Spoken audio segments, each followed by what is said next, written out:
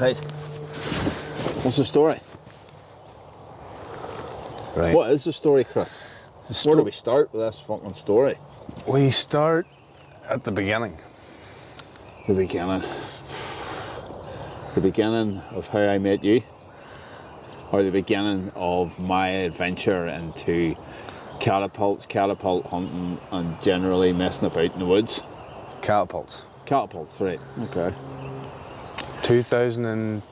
I would say 20, for me anyway, probably in around 2012. 2011, that was me, 2011. 2012, 2013, something like that, in around there. So what would you say the world of catapults was like back then, online? Very few and far between. Wasn't much info? No. I'll tell you where I started, or where I got my info. I was heavily into bushcraft at the time. And obviously, in the woods, you can't really carry a rifle. No. So, Or a bow. Or a bow, crossbow, recurve, compound, whatever, you can't hunt. So I was like, right, okay, how do I procure meat without trapping? And I seen a guy online, and I'm sure everybody knows him, as McQ Bushcraft. McQ Bushcraft. A lot of people might not know him now because he's sort of dropped off. He's dropped off a wee bit there, he moved away. So YouTube back in the day, he was big into it. It was his full-time job, but now, what happened to him? He moved away to Sweden, and just, I think what happened, the guy was, he was just going out making videos just for YouTube and lost his love of just going out into the outdoors, just bushwhacking. Well, there was something about, I seen a video on him, and he was like, do you remember back in the day there was the ad-pocalypse? Yes. That's what it was called on YouTube. Yeah. Everybody was getting paid a ton of money, and bushcrafty type videos were doing well. Slingshot channel was doing well. And then it was something to do with like a beheading, ISIS or something. That's right. Cut the head off somebody, and there was like a Tesco ad before it. And then all these advertisers threw their hands up, and we're pulling out of YouTube, we're not doing it. And it just killed loads of channels. I think that's what happened to him, and he just wasn't going to ever rely on it again. Yeah. You know? Like he had over, now I'd say he had nearly 2 million subscribers. It was a big channel, it was a very good channel. It's still, I think it's still on there. It is still on there. I think my cub's getting into it, and I would send him McQ Bushcraft videos to watch the hour-long 5-day in the woods. But I was always intrigued by him hunting squirrels. He was hunting with the catapult. That's how it brings back to the catapult. The Chief AJ. Yeah. Monstrosity of a thing. A wrist rocket. Wrist rocket. With tubes. He was shooting instinctively. He was shooting 14mm lead. He nearly needed a hand crank to crank it back. Yeah. But he was hitting them, and he was killing them, and he was dropping them out of trees, and I was like, right, you know what? It was cool, it was impressive. I'm on this, yeah. I'm on it here. Yeah. So I think my first catty I got, bar, obviously when we're running about and we're 14 and 13, you know, you have the wrist rockets, but I think mine was a true mark. Yeah. So it was wrist rocket. I took the handle, took the wrist brace off it, and then we went with the tubes. Get into the tubes, into your, what was it? Plum Dub-Dub. Plum Dub-Dubs. I think you can still buy it. I still have stuff in the loft. Plum Dub-Dub. I have a 1745 amber, a 1745 black. But yeah, that was the crack back then. And you were shooting instinctive. I was shooting instinctive. I was 45-degree cant, just whapping Same stuff. as McQ. Aye, just whapping stuff like, and it was just more hit and hope. Yeah. But I think I was, even at that time, I didn't even have a lead mould. I was buying the lead balls off the internet, like, and whacking cans. Yeah, and destroying them. And destroying the lead balls.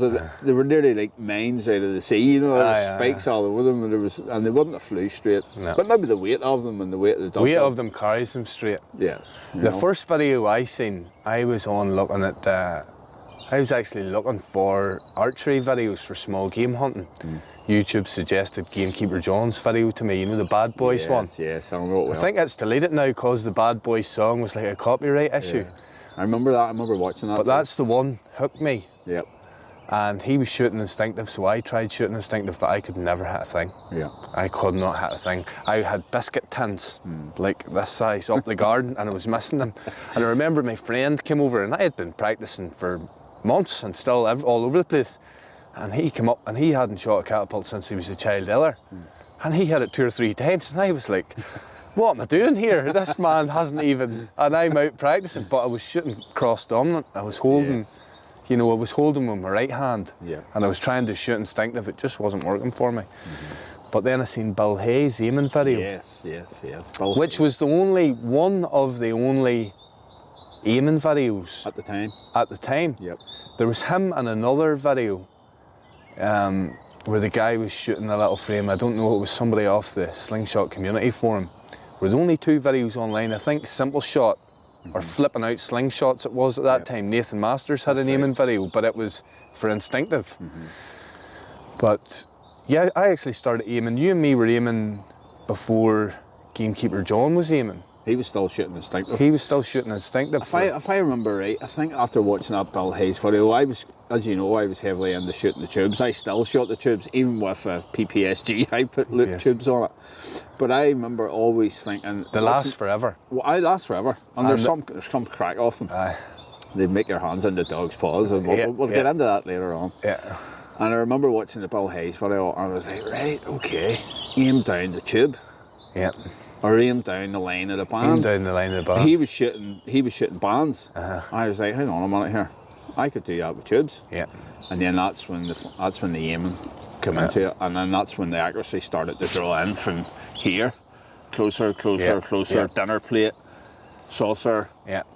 We'll just leave it at saucer at that point. Like, you were happy enough at the saucer. Once you started hitting beer tins, you were like, this is good now, boys. But I actually seen the Bill Hayes video way at the start when I first got into it, and I was just like disregarded it. I don't need to do that. Look at Kingkeeper John. He's hitting stuff and he's going instinctive. Yeah. Because I didn't have the patience to sit and like go through that checklist that Bill was talking about, even though he shot a long draw, which I did at that time. But I just remember like disregarding that information. I don't need to do all that. You know, I'll be able to do it the same way. What does Bill Hayes do? What does he know? What does he know? Like, you know. But you know, he taught a lot of people how to aim early on. Like, you know, and he was doing some crazy shots. The like, match lights and all. Match lights, cutting the card side on, like. You know, come on. Multiple ones as well. Like he had a video on there, and it was like a rotating thing. And he had all matches hanging off That's it. Right. And he was lighting 2 or 3 of them on the trot. He doesn't get the recognition he deserves, you know. And he made some good catches as well. I remember buying the Scorpions. The Scorpions. Yeah. And do you remember the other one I had, the G10? Remember the one I completely butchered? Yeah. Do you remember it was what was it, a Tube Master Sniper? It was a Tube Master Sniper in G10, and I got it. And I was a pinch guy. Yeah. And it was a brace. It was a brace. And they're massive as well, because he's big hands. And I turned it into, I remember I butchered it with a file, and I turned it into a pinch grip. It must have been the only pinch grip Tube Master Sniper on the planet. Aye. But then, you know, you go from the leads, and then you transition down into the stills. Yes. But when we were shooting the leads, and people were on the lighter 9.5 stills, the 9.5 stills to us was girls' ammo. It was kids' ammo. You know what I mean? And now we're on 8s. Now we're on 8mm still. That was like woke ammo. Aye. You know, I wasn't on for it at all. I wanted a big, heavy, powerful catapult. Didn't matter if I couldn't hit anything. You'd miss some, you go, here, if I had a hit that, I would have been fucked. You know. Many times he said that. Like. You know. But then the transition from a long draw with a heavy projectile into a shorter draw with a lighter projectile, that accuracy-wise was a game changer. I think it's when you're long draw, you're this way. You've no fixed point. Yeah, when you're drawn here. And that's not to say long draw can't be accurate. Yeah, 100%. Because Bill Hayes has proved that over in time. And the Chinese do it. You know, there's what you call him in England, John Jeffries, shoots full butterfly like that, and he's a machine at it. Like, and I mean, he's full. Like the shots on the outside of the hand, he's not like that. It's not semi-butterfly. No. It's full butterfly. Albert, I don't like that name, butterfly. I wish they would like call it long draw, or you know. There's albatross. Albatross is better than butterfly, like, you know. I think, but as well, when the anchor points started to become more prevalent, people's accuracy shot through the roof. People were more. It's nearly like archery. Yeah. when you're shooting a compound or you're shooting a recurve, you always have that anchor point. You always have that reference. Yeah. Right, there it is. There, and if you have this here, and you can look down the line of them bands to the point of your fork tip there, and you can hold it steady as you're letting go, and not this or this or this. Yeah. I think you're golden, like, and you just need to practice that. What I notice whenever I give the catapult, like if I take the slingshot to work and somebody's like, "Oh, give me a shot with it," and I hand it to them, it makes me realise how I take it for granted. Yeah. You know, how the simple things for somebody that hasn't done it before. I forget how hard it was for me at the start. Like even holding the ball close into your face. Yeah. Like I'm telling somebody, right, see when you're drawing, put that ball right under your cheekbone. But they're like out here, you know that. Or they're here. Aye. They're right here somewhere. You know, and I'm telling them, right, have it perpendicular with the ground. You know, and look down the edge of the band, and they draw it back, and the ball's out here, and the catapult's at 45 degrees. Yep. And they're like, "Is that all right?"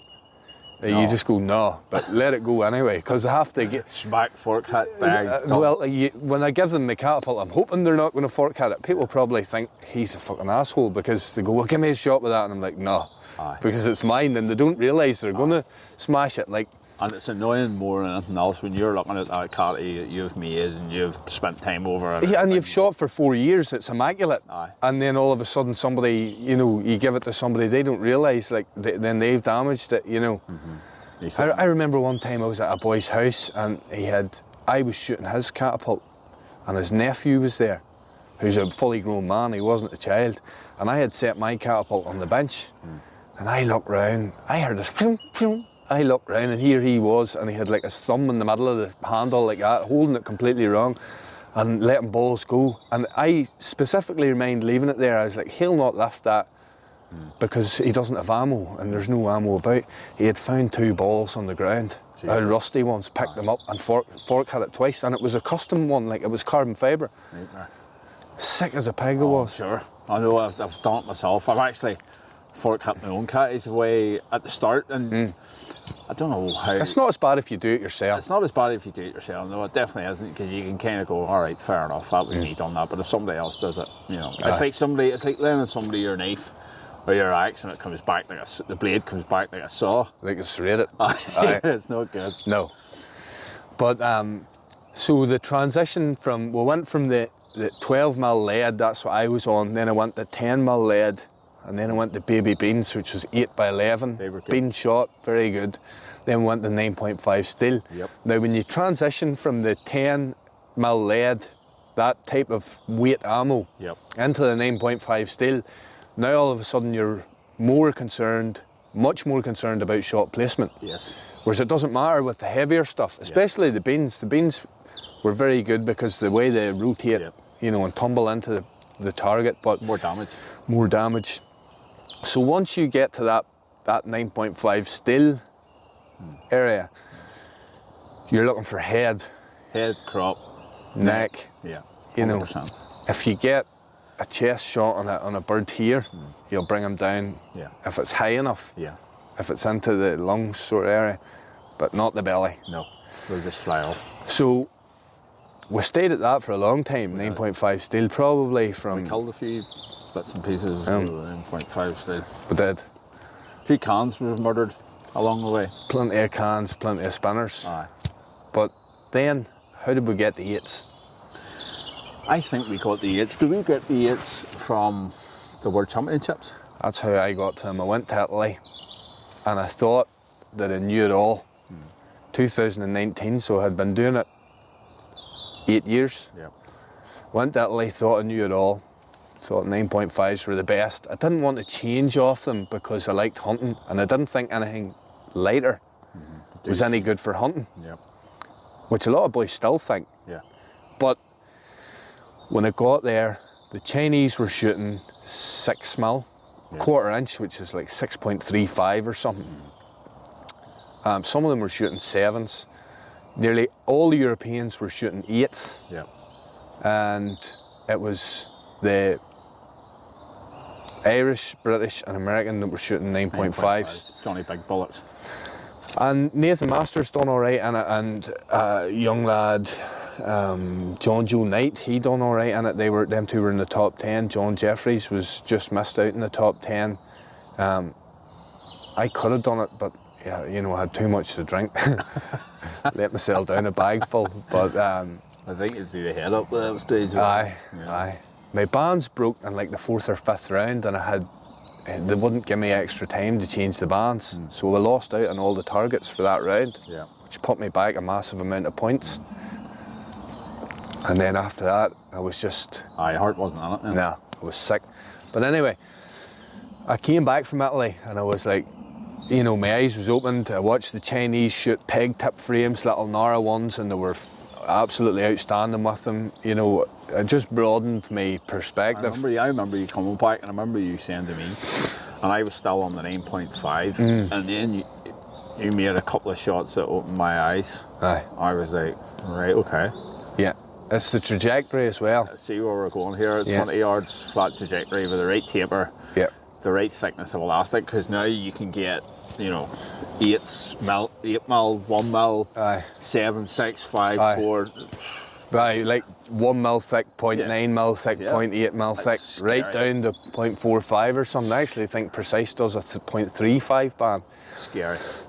But back in the day, all we had was Theraband. Theraband gold. Which wasn't just what it was good early on, but then they like cheapened the product. It was like they were trying to make more profit at it or whatever. But they ended up screwing themselves really. Like if they were on the money, if Theraband was on the money, I know we're maybe getting a bit off topic here, but if Theraband was on the money, if I was Theraband CEO and the majority of our stuff we were going out to caddies, right?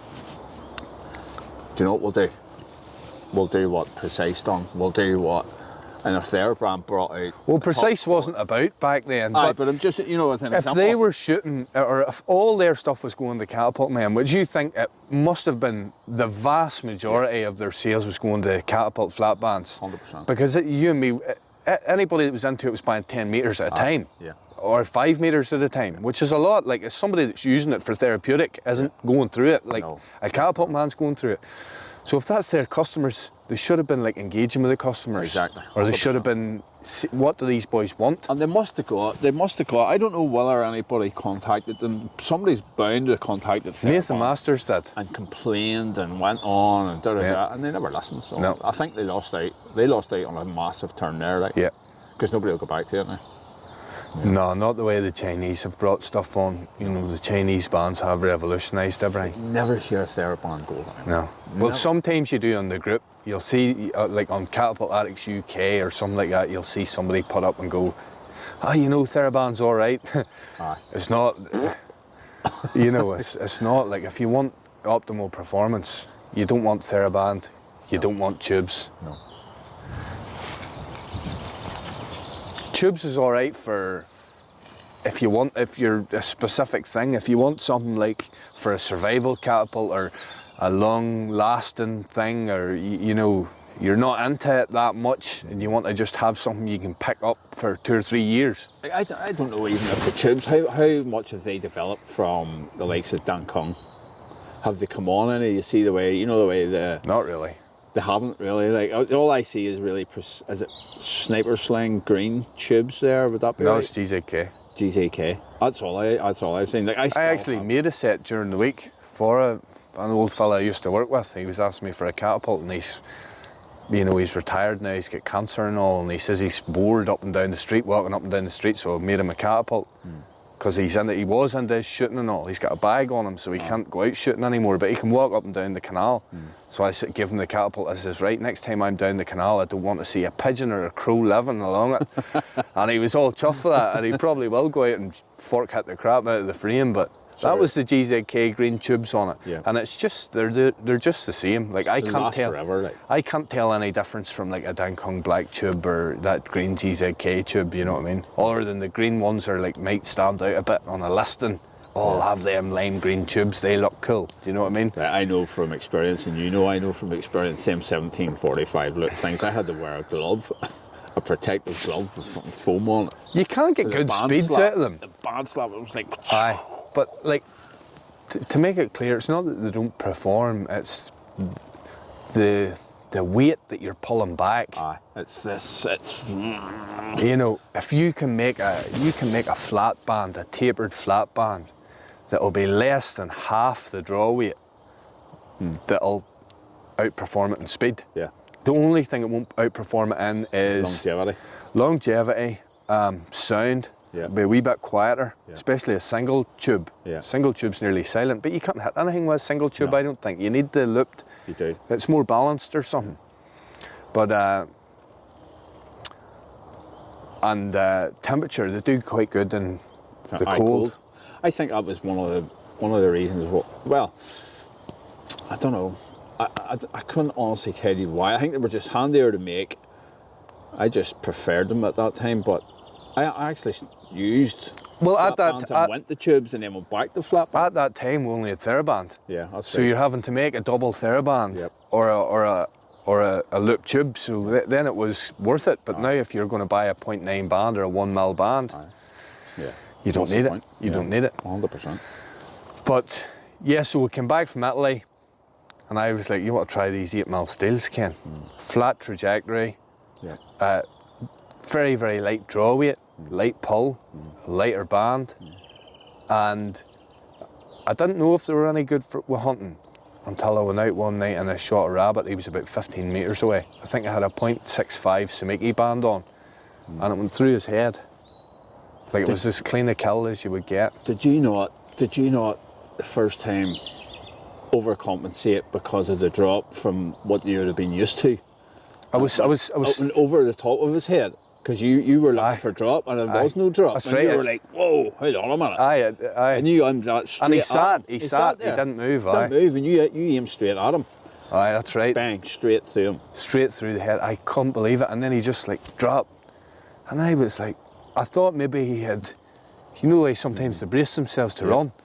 I was like, is he done or what? And I got up to him, and it was just good night Irene. It went right through his head. And then I remember taking a quick video of it and posting it on a hunting group. I'd be like, because at that time everybody was saying, oh, Yates are no good, Yates are no good. A lot of people were still saying 9.5 was no good. You know, 3 Yates. But they do the trick. But you take it there, right? The only thing they're no good for is brush. If you tried to hit something through them rushes, it'll not get through the rushes. It's like, what I do for that, I bought a mould. I bought a Lee Precision mould, 8.5mm lead, right? Yeah. And I just widen the taper and shorten it a bit. The places I hunt and stuff, it is brush. But see the 8mm, even the 8.5mm lead gets through the brush. Aye. Somehow or another, it gets through it. Well, it gets through it better than the 8mm steel. Just goes pring and it goes off somewhere else. A leaf will knock it off. Aye, a leaf will knock it off. But that 8.5mm lead, I'll just go straight through that brush if it's close enough. You know, if it's 10 metres. If it's any further, not there. Once it starts, smoke. Once it starts losing that speed, it needs the speed to punch through it. 100%. But like I mind shooting the 12mm lead, come back to that, and shooting at a rabbit through a hedge, and I'm sure it was going through twigs as thick as my finger, and still not going off target, and getting to the rabbit and thumping him. The first one I killed actually was double Theraband gold, 12mm lead. I must have been about, I would say 12 metres, and I could just see the eye through the brambles. And I drew, it was actually a Bill Hayes Catapult, the scorpion one that came round like that. Drew it up, looked down the double Theraband gold and just let her go, and the 12mm lead, it just bang, smacked on the head, and he didn't even twitch, didn't move, didn't do nothing, just down, bang, done. That was him. That was the first kill, one of the first kills with that scorpion. Mine was a pigeon at work, and he was up in the beams, and I think I let 3 shots go at him, and it was 12mm lead, and it was boom with the steel onto the roof, you know. But it wasn't going through, it was just flattening and making a big thud, and then it kept sitting. It was like feral pigeon. Feral pigeons are stupid, like. I think it was maybe 2013. I'd been shooting 2 years before I got something. And the third shot, right in the middle of the chest, and the thing just went like a stone. You know where their wings kind of go like this, and then they're like half open, and it just fell like that. And I was in such a good mood, you know. Dropped him. I remember taking a picture and all. I was do that. I don't have the picture anymore, but that was it. And then you get the bloodthirst on you. Oh, you do, aye. You know. We know all about that. You can understand the fox and the chicken coop. Oh, aye, Do you know what I mean? Yeah. If there had been 10 pigeons up there, I'd have done them all. Not going that. We'll not go on that. No. We'll just keep that one, I think, under our hats. What do you think? Aye, I think you're right. I think so, aye. We know all about the fox and the chicken coop. The fox and the chicken coop. We'll do that, mate. Yeah.